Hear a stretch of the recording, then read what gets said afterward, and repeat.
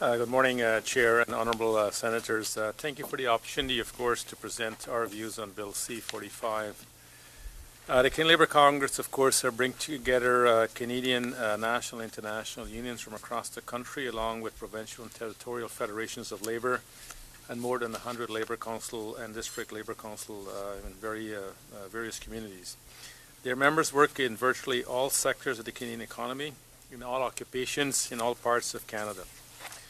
When it comes to workplace safety, no one has more at stake than workers. In workplace across the country, our members are the greatest risks of deaths and injury when an accident occurs in this country. Unions support proactive measures that help prevent accidents, save life, of course, and reduce injuries.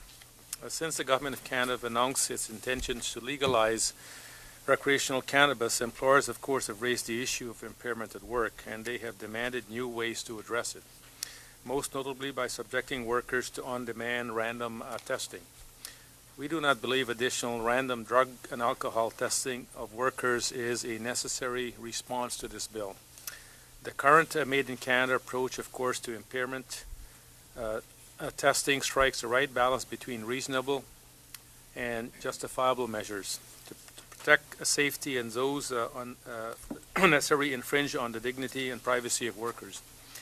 Despite the fear-mongering by employers, there is nothing in the legislation that fundamentally changes the legal landscape on drug and alcohol testing in Canadian workplaces. Impairment at work has long been a discipline offence, and intoxicants have been barred from workplaces.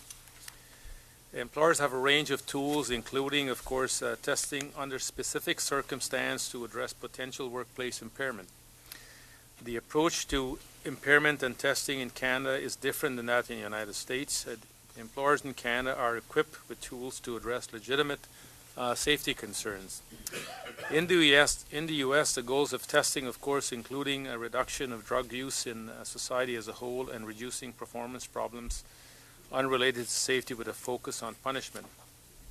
Canada has developed a more, nuanced approach. Arbitrators and the courts in Canada have generally sought to strike a balance between the legitimate rights to privacy and the dignity of workers, and of course the legal requirement to take all reasonable steps to ensure worker safety. In its landmark 2013 decision of the Communication, Energy and Paper Workers Union of Canada, Local 30 and versus Irving Pulp and Paper, the Supreme Court of Canada made the important pronouncement on the state of Canada's jurisprudence on drug testing. The court noted that the fact that mandatory random testing unilaterally, even in safety-sensitive environment, has been overwhelmingly rejected by arbitrator as an unjustifiable affront to the dignity and privacy of workers. The court further stated, while the dangerousness of workplace was relevant consideration, it has never been found to be an automatic jurisdiction for imposing random on-demand testing. Instead, the courts accepted a testing of workers in safety-sensitive position and industries as justifiable in three limited circumstances: if there is reasonable cause to believe that the employee was impaired while on the duty, following a workplace accident, or a near miss, where the cause could not have been attributed to mechanical or other non-human failures, and where there was the potential for significant harm as a result of accidents or near miss, or upon return to work after treatment for substance abuse.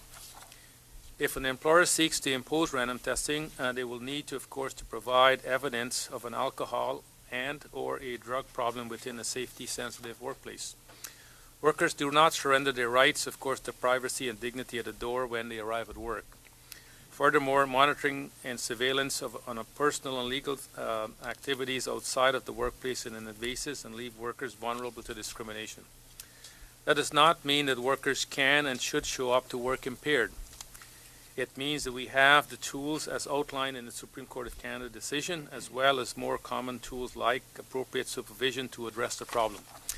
We believe there could be benefits from increased public and workplace education about the role and responsibility of workers, employers related to workplace impairment prior to this bill, of course, coming into force. This bill does not It should not be used as an excuse to upset the carefully crafted balance that gives workers and employers the tools they need to keep workplace safe while protecting the privacy and dignity of workers.